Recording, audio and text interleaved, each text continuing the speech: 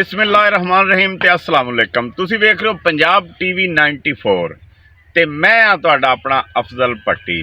साडे अज दे पंजाबी व्लॉग दे विच चढ़दे ते लहिंदे पंजाब दे नाल नाल पूरी दुनिया च जिथे जिथे पंजाबी ज़ुबान बोली ते समझी जाती है असी उन्हां नूं जी आया कहने आ। नाजरीन, व्लॉग असी सुबह ऑलरेडी बना चुके हैं। असी एक दिन च एक ही व्लॉग बनाने आ। फिलहाल अगे इंशाअल्लाह वक्त दे नाल नाल 2 व्लॉग कीते करांगे।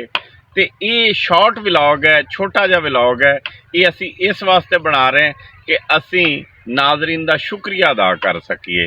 नाजरीन, तुसी सानू बहुत प्यार दिंदे हो, बड़ी मुहब्बत दिंदे हो। तुसी साडा चैनल वेखदे हो, साडा व्लॉग देखदे हो ते लाइक शेयर करदे हो। ये तुहाडी बड़ी मुहब्बत है ते तुहाडी बड़ी मेहरबानी है। तुहाडी इस मुहब्बत दे नाल साडा चैनल माशाअल्लाह बहुत अच्छा जा रहा है। ये तुहाडा प्यार है जिहड़ा कि असीं कदी नहीं भुला पावांगे।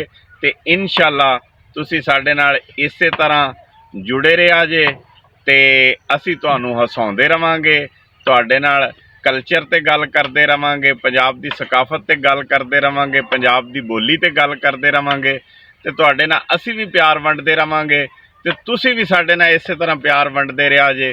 खास गल तुहाडे नाल अज यही सी जिहड़ी मैं कर दित्ती है। होर ना अज कोई व्लॉग बाकी करना सी, सिर्फ यही गल कहनी सी कि तुहाडा बड़ा प्यार है, तुहाडी बड़ी मुहब्बत है।